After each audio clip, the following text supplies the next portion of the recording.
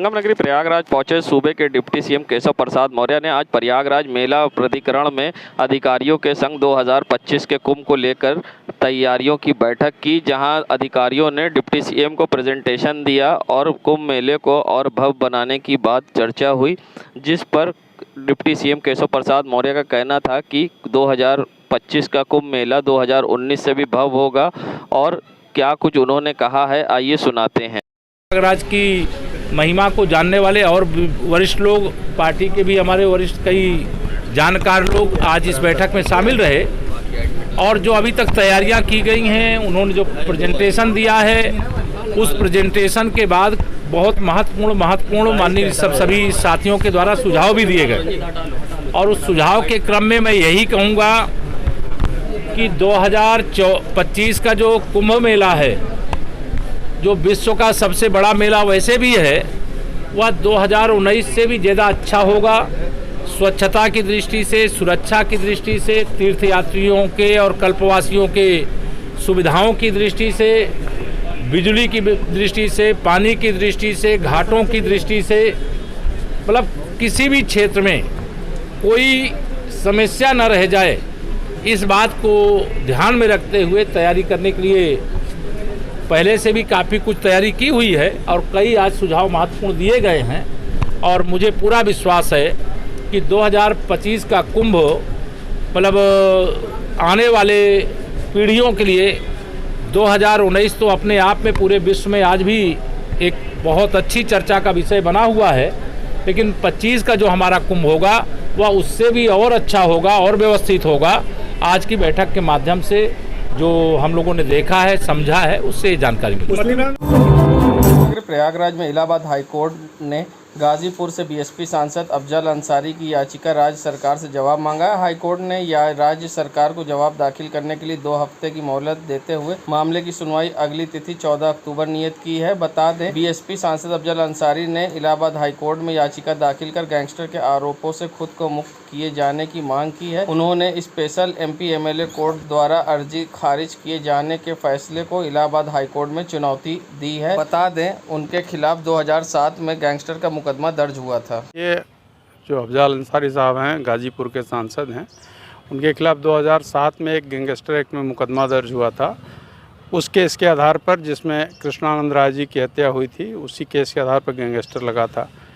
चूँकि उस main case जिसके आधार पर गैंगस्टर लगा था, उसमें वो छूट चुके थे 2019 में, तो उन्होंने एक डिस्चार्ज एप्लीकेशन फाइल की गाजीपुर की ट्रायल कोर्ट में कि साहब हमें इस केस में भी डिस्चार्ज कर दिया जाए, क्योंकि बेस जो है जिसके आधार पर गैंगस्टर लगा था वो छूट चुका है।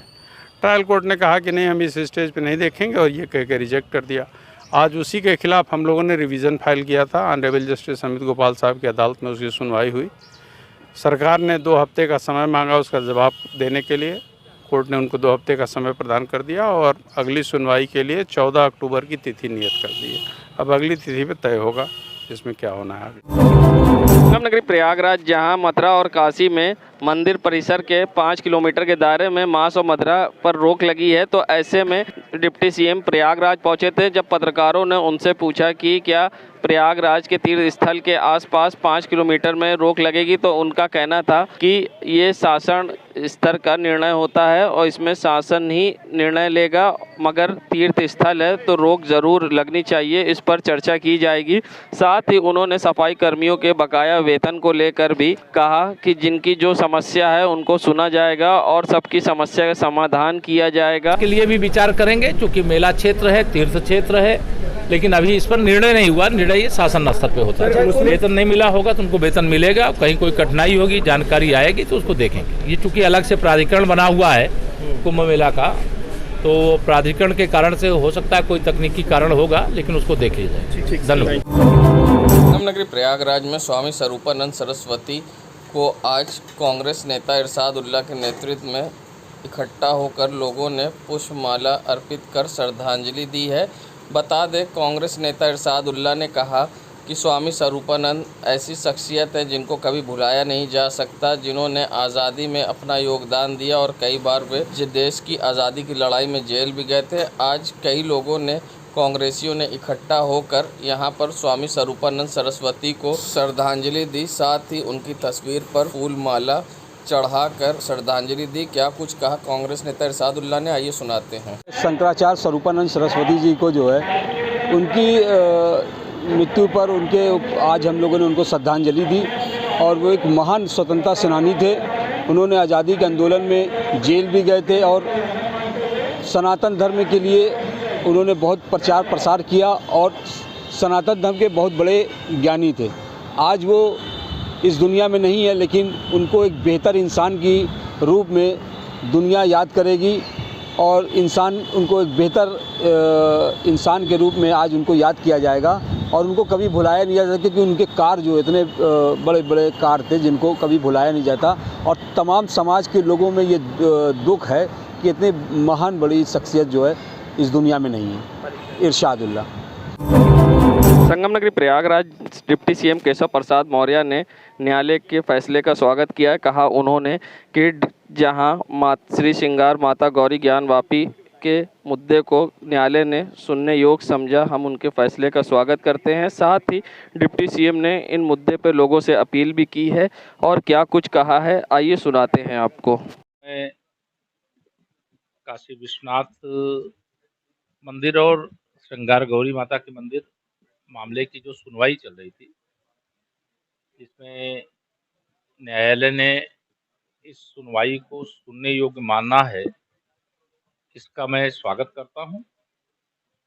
और बाकी न्यायिक प्रक्रिया जैसे चलनी है वैसे चलती रहेगी, लेकिन सभी पक्षों से मैं यह जरूर अपील करूंगा कि इस फैसले का मैं भी स्वागत करता हूं, सब लोग स्वागत करें और किसी भी प्रकार से इस विषय को लेकर के कोई विवाद उत्पन्न करने का काम ना करें। यह एक बहुत साफ सुथरी न्यायिक प्रक्रिया के अंतर्गत जो न्यायालय के सामने विषय रखे गए हैं उसके आधार पर सुनवाई हुई और सुनवाई के बाद यह सुनने योग्य है कि नहीं है, इस विषय को लेकर के फैसला आया और फैसला आने के बाद सभी लोग इसका स्वागत कर रहे हैं, मैं भी स्वागत कर रहा हूँ। धन्यवाद। एसएसपी प्रयागराज ने जहां 112 के आरक्षी रमेश कुमार थाना तरसुइया क्षेत्र में कार्यरत PRV 4515 पर कार्रवाई करते हुए निलंबित कर दिया है और साथ ही विभागीय कार्रवाई प्रारंभ कर दी है। बता दें, थाना तरसुइया में तैनात एक सिपाही ने पुलिस चौकी के सामने टिकटॉक वीडियो बनाया। शाहगंज के एक युवक के साथ मिलकर बनाया ये वीडियो सोशल मीडिया पर शनिवार को वायरल हुआ था। मामला संज्ञान में आने के बाद अफसरों ने जाँच शुरू कर दी। वीडियो में दिख रहा था कि पुलिसकर्मी सिपाही है जो वो PRV 2 पहिया वाहन में तैनात है। उसके अलावा वीडियो में दिख रहा था युवक थाना शाहगंज का निवासी बताए जा रहे युवक को वीडियो में हाथ पकड़कर बॉलीवुड फिल्म के डायलॉग पर खींचते हुए टिकटॉक बना रहे थे।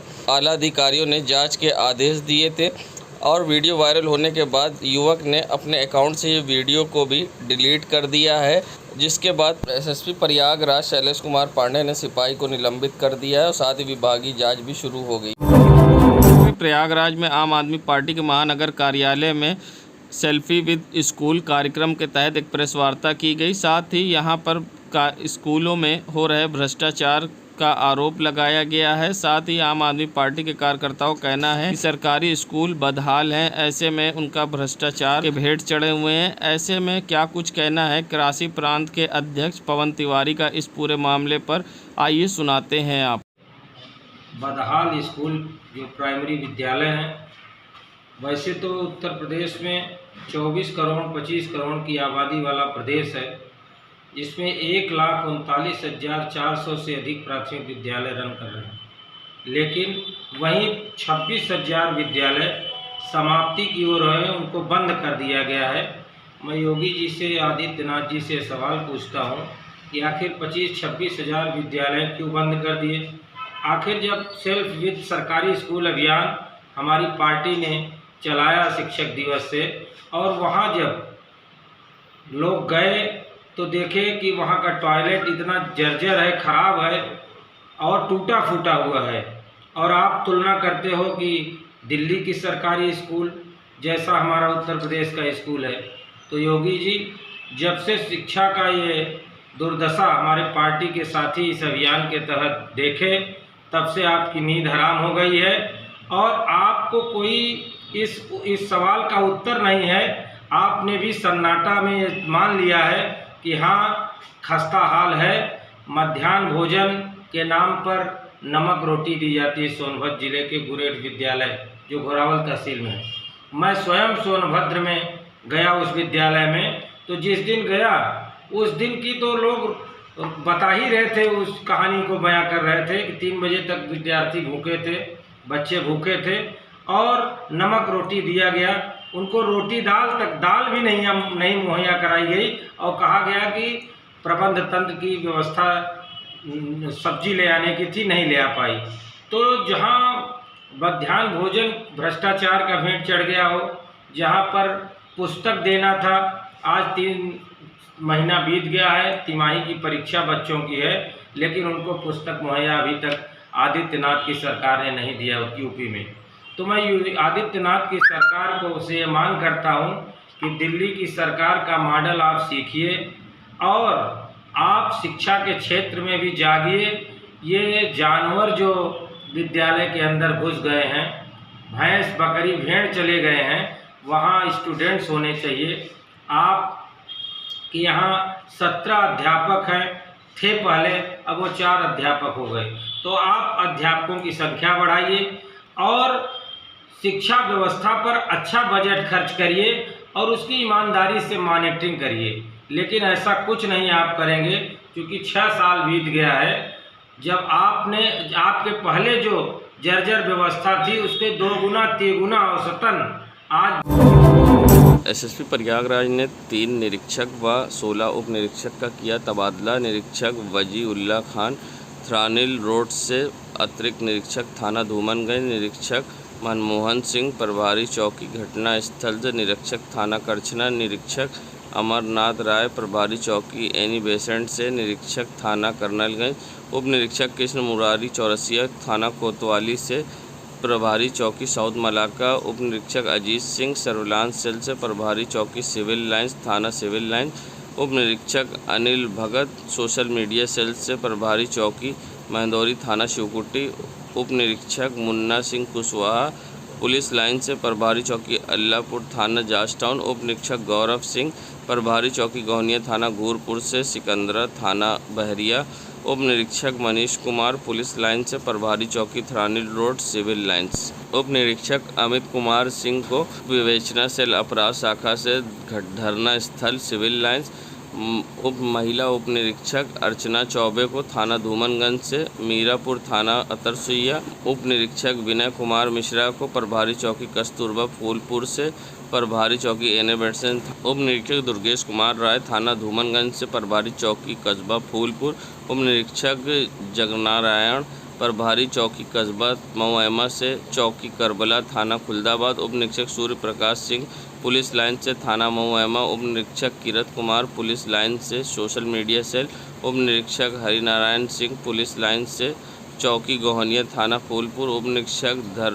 धीरेन्द्र कुमार सिंह विवेचना सेल अपराध से, प्रभारी चौकी कस्बा थाना मऊएमा, उप निरीक्षक ताराचंद मऊएमा से गोहनिया थाना घूरपुर। बेहतर पुलिसिंग कानून व्यवस्था को चुस्त दुरुस्त रखने के लिए उठाए कदम, तत्काल प्रभाव से सभी को किया गया स्थानांतरित। नगरी प्रयागराज, जहां सीएम योगी ने मदरसों को लेकर सर्वे की बात कही थी। किसी भी मदरसे को अब मान्यता देने से पहले उसका सर्वे किया जाएगा, जिसके लिए जिला अधिकारियों को निर्देश भी सीएम योगी के द्वारा दिया गया था। जिसके बाद मुस्लिम लॉ बोर्ड के सदस्य ने इस पर टिप्पणी करते हुए कहा था कि मदरसों को बदनाम करने के लिए सरकार सर्वे करा रही है। ऐसे में प्रयागराज पहुंचे सूबे के डिप्टी सीएम केशव प्रसाद मौर्य ने अब इन बातों का खंडन करते हुए क्या कुछ कहा है, हम आपको सुनाएंगे। इस पूरे मामले पर डिप्टी सीएम केशव प्रसाद मौर्य का कहना था कि मदरसों को बदनाम करने के लिए सर्वे नहीं कराया जा रहा है, सर्वे इसलिए कराया जा रहा है जो मदरसों में कमियां हो उसको दूर किया जा सके। मुस्लिम पर्सनल लॉ बोर्ड के सदस्य हैं, पर्सनल लॉ बोर्ड के सदस्य हैं, उन्होंने कहा कि मदरसों को सर्वे के नाम पे बदनाम किया जा रहा है। नहीं, ना मदरसों को बदनाम किया जा रहा है और ना सर्वे के नाम पे परेशान किया जा रहा है। सर्वे केवल वहाँ जो भी समस्याएं उनको समस्याओं को दूर करने के लिए किया जा रहा है। अच्छा, प्रयागराज की गिरिराज उप निरीक्षक आशीष कुमार सिंह को किया निलंबित।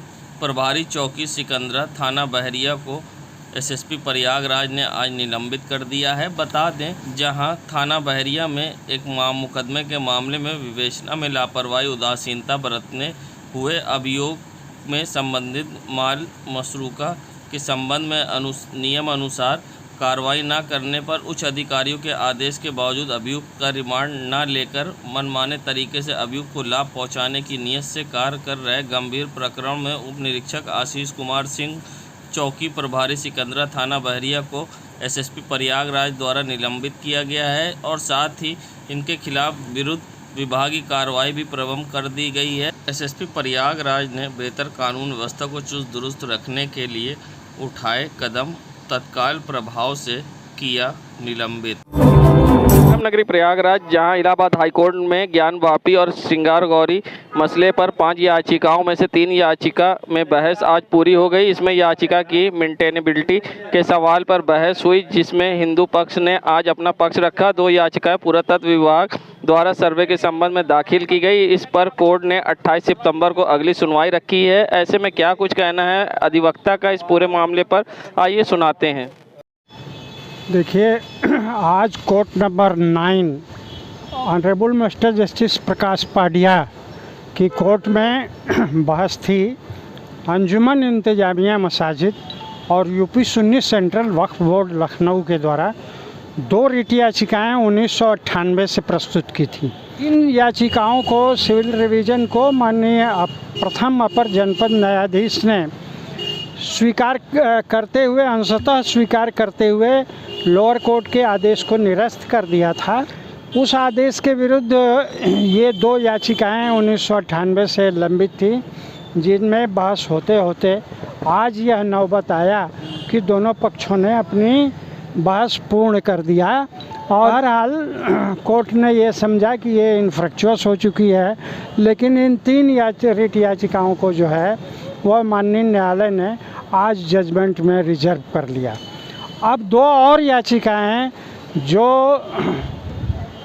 आर्कियोलॉजिकल सर्वे ऑफ इंडिया के द्वारा जो है वो सर्वे कराए जाने के लिए आदेश पारित किए गए हैं लोअर कोर्ट के द्वारा, उनके विरुद्ध ये लंबित हैं, जिस पर माननीय न्यायालय ने आज 28 सितंबर 2022 की तिथि नियत की है।